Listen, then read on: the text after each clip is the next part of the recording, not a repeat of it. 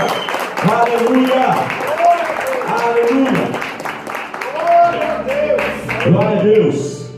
Ao longo de todo esse capítulo 13, se você quiser ler depois de 2 Reis, nós vemos a respeito da história de um rei chamado Jeoás. Diga comigo, Jeoás. Ele foi o 12º rei de Israel, e ele tinha sobre ele um desafio, que era conduzir o povo no meio de uma das talvez maiores crises políticas que Israel já tinha vivido. E os capítulos anteriores, você vê, desde o capítulo 10, você vai ver a história contando a opressão que eles estavam vivendo por parte do povo da Síria. E essa opressão era tão grande que territórios de Israel tinham sido invadidos. Então, eles conviviam constantemente com aquele medo, com aquela angústia, com aquela perseguição, com a insegurança de qual seria o próximo passo, o que eles perderiam mais. E Jeoás assume o reinado, então, trazendo sobre ele essa responsabilidade, trazendo sobre ele talvez as expectativas do povo, que queria ver uma mudança naquela situação, talvez as expectativas dele mesmo, de ser um rei que fizesse a diferença, conseguisse trazer uma libertação para a nação, algo que o rei anterior, que era seu pai, não conseguiu trazer. Talvez ele trazia sobre ele também o peso da responsabilidade do que será que os inimigos estivessem pensando que ele faria e como ele agiria. E muitas vezes Deus nos permite chegarmos em situações de extremos da nossa vida, onde nós olhamos e parece que nós não vamos conseguir resolver, onde nós olhamos e parece que é muito maior que nós, onde nós olhamos e reconhecemos que nós não temos capacidade de mudar aquela situação. Muitas vezes Deus nos deixa chegar até essas situações, para que nós possamos reconhecer que o livramento vem dele, para que nós possamos reconhecer que a vitória não vem do nosso braço, não vem da nossa capacitação, não vem da nossa força, não vem da nossa habilidade. E Jeoás, com a história dele, nós aprendemos um pouco disso. Ele trazia sobre ele todas as responsabilidades, e nesse momento, embora ele fosse um rei que não fosse um homem muito fiel a Deus, o capítulo 13 vai nos contar que ele era alguém que fazia o que era mal perante os olhos do Senhor. Ele sabia que se ele recorresse a um profeta que se chamava Eliseu, diga comigo, Eliseu. Se ele recorresse a Eliseu, ele ia ter uma palavra, uma direção de vitória para a vida dele. Mas ele entendeu, em primeiro lugar, que a responsabilidade de mudar aquela situação era dele. Ele não jogou essa responsabilidade sobre os reinados anteriores que deixaram a situação chegar até aquele ponto. Ele não jogou a responsabilidade sobre os oficiais de guerra que não foram tão eficazes para vencer as batalhas. Ele entendia que a responsabilidade era dele. Assim também, na minha vida, na sua vida, as situações que nós precisamos vencer, as situações que têm desafiado a nossa fé, nós precisamos entender que a responsabilidade é nossa. Bata no seu peito assim, diga: a responsabilidade é minha. Às vezes nós queremos transferir a responsabilidade para outra pessoa. Queremos jogar a responsabilidade para a família, queremos jogar a responsabilidade para o trabalho, para o governo, porque a crise está terrível, e a gente quer sempre responsabilizar outras pessoas. Enquanto nós ficamos buscando responsáveis, nós não encontramos um caminho de vitória. Jeoás poderia ter passado o reinado dele inteiro procurando e culpabilizando pessoas responsáveis por aquela situação, mas ele entendeu: eu preciso me levantar, eu preciso ter uma atitude para mudar a história do meu povo. Você nessa noite, querido, precisa entender que a responsabilidade de mudar a sua vida, de transformar as situações que estão desafiando você, essa responsabilidade é sua. Essa responsabilidade não é da igreja, essa responsabilidade não é da igreja que você passou, essa responsabilidade não é de um líder que fez coisa tal com você. Essa responsabilidade é sua. Aponta para a pessoa que está do seu lado e diga para ele assim: pode apontar para ele, mesmo na lista dele, a responsabilidade é sua. Amém? Amém? Porém, diferente de Jeoás, nós somos a igreja escolhida pelo Senhor para conquistar sobre essa terra. Amém? Eu quero dizer para você nessa noite que a unção de conquista, ela já está sobre nós. Você pode apontar sua mão assim para o seu irmão e falar: a unção de conquista já está sobre você. Josué capítulo 1, versículo 3, o Senhor disse: aonde você pisar a planta do vosso pé, o que vai acontecer? Eu vou te dar como herança. Essa unção já está sobre a tua vida, querido. Lá na sua casa, no seu trabalho, nos lugares por onde você passar, o Senhor já está liberando essa unção de conquista sobre você. Aleluia, pode aplaudir mesmo se você crê. Aleluia, amém. Amém? Diga: a unção de conquista está sobre mim. E eu quero hoje falar sobre 3 atitudes de Jeoás que foram importantes para ele viver, para ele receber essa unção, para ele receber essa vitória do Senhor que ele precisava, naquele quadro que ele vivia. Se você vir comigo, vem aqui no versículo 14, o texto diz, ele vai correndo até Eliseu e diz: meu pai, o carro de Israel e os seus cavaleiros. A primeira atitude de Jeoás foi buscar uma direção através da vida do profeta. E é interessante que ele chega em Eliseu, chamando Eliseu de pai. Embora ele pudesse ser aquele discípulo, talvez meia boca, né? Mas ele reconhecia a autoridade espiritual sobre a vida de Eliseu. Ele reconhecia isso. E hoje nós vivemos um tempo, talvez a geração que mais tem desvalorizado a figura do pastor, da autoridade espiritual da igreja. Eu acho que nós nunca vivemos um tempo na igreja de Jesus aonde isso fosse tomado de uma maneira tão banal. As pessoas falam de um pastor hoje como se estivessem falando de qualquer pessoa.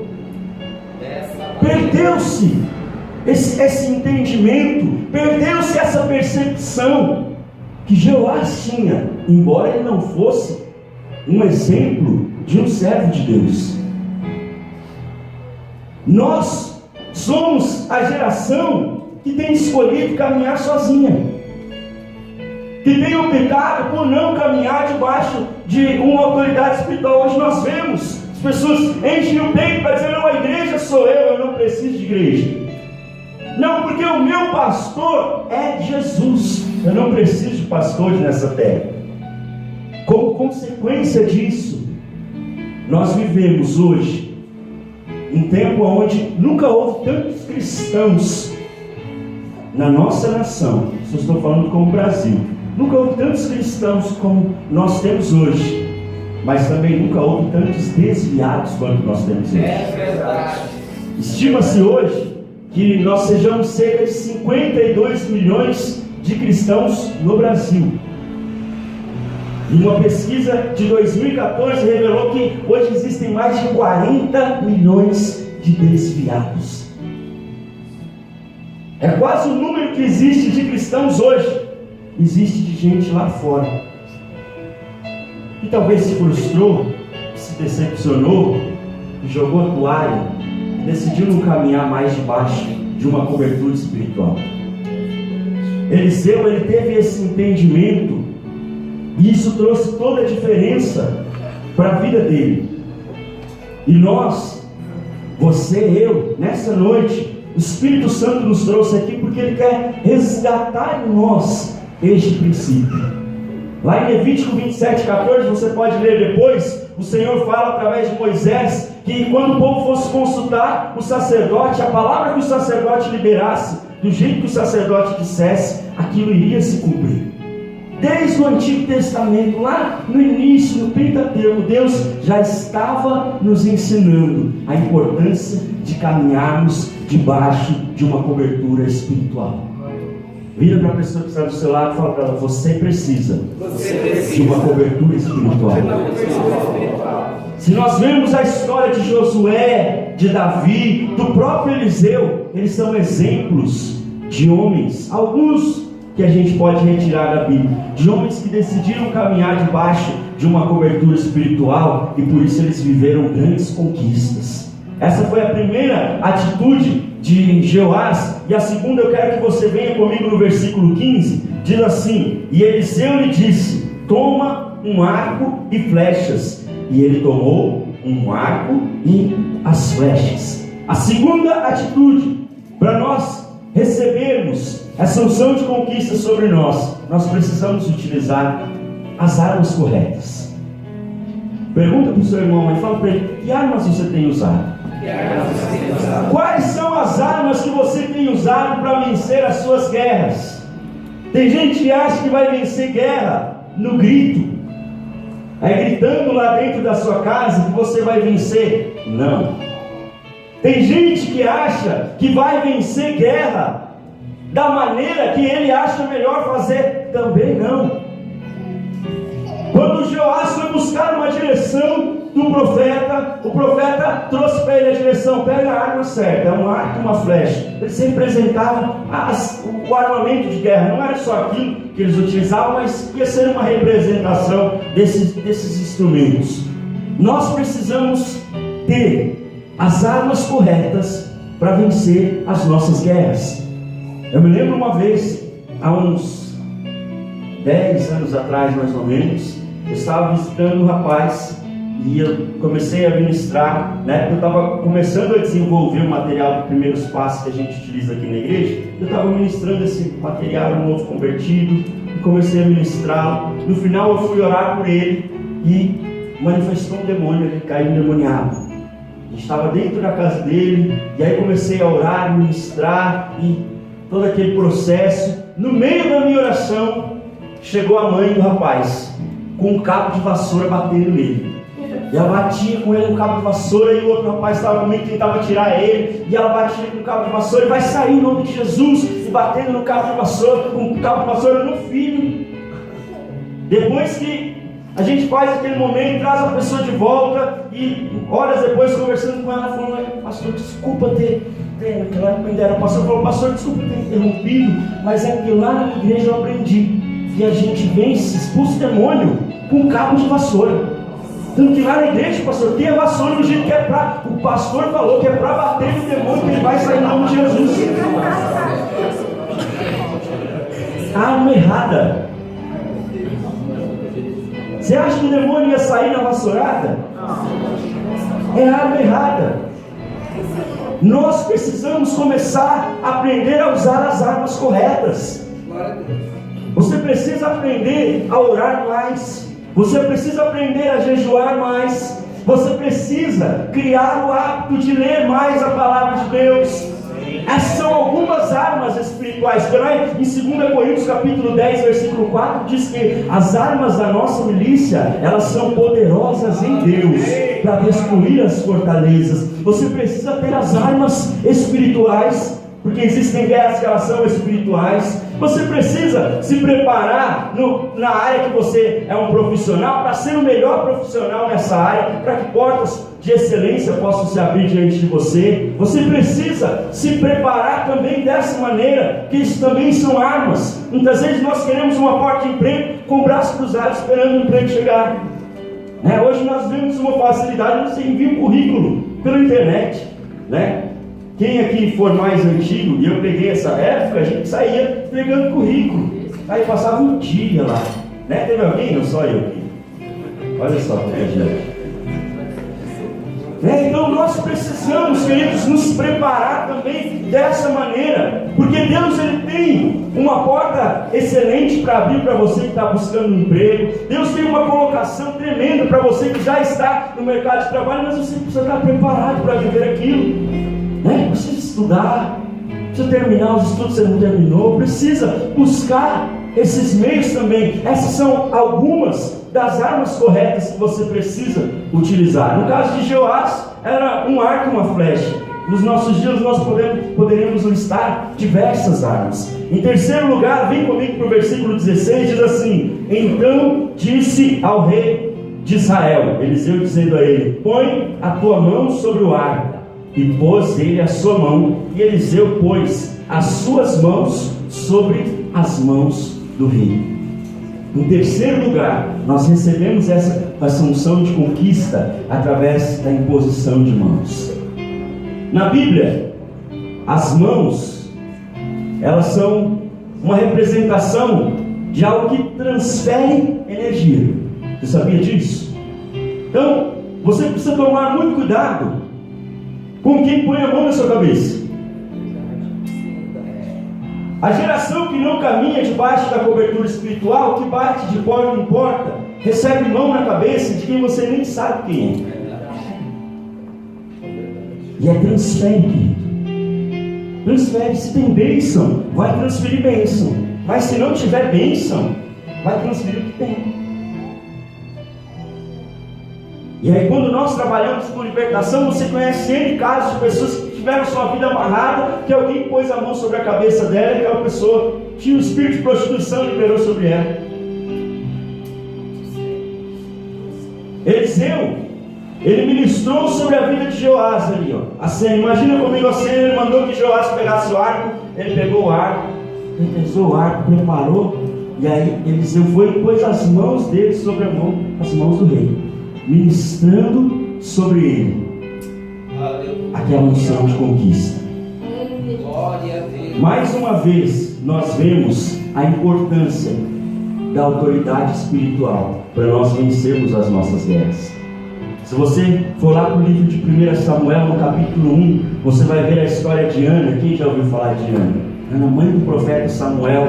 Um dia ela estava orando no templo, chorando por um filho que ela esperava chegar. E a palavra diz lá, entre os versículos 16, 17, 18, você vai ver que o profeta ali chegou para ela, o sacerdote, autoridade espiritual sobre a nação, e liberou uma palavra para ela: disse, vai em paz, e o Senhor conceda o desejo do teu coração. E aquela mulher, ela creu na palavra que aquela autoridade espiritual estava liberando sobre ela. No ano seguinte, ela estava de volta com o seu filho no braço, louvando o Senhor. Nós precisamos, querido, ter o entendimento da importância da palavra que é liberada da boca do sacerdote. Nós ouvimos semana passada alguns testemunhos que nós vivemos do mês de junho, que foi o mês da honra, por pessoas acreditarem em uma palavra que foi liberada. Quando você acredita, quando você crê, quando você toma posse da palavra que é liberada através da boca de uma autoridade espiritual, essa palavra se cumpre sobre a sua vida. Às vezes nós não vivemos porque nós não cremos. Às vezes não acontece porque crer é crer por inteiro. Você não crê duvidando, você não crê mais ou menos. Ou você crê ou você não crê.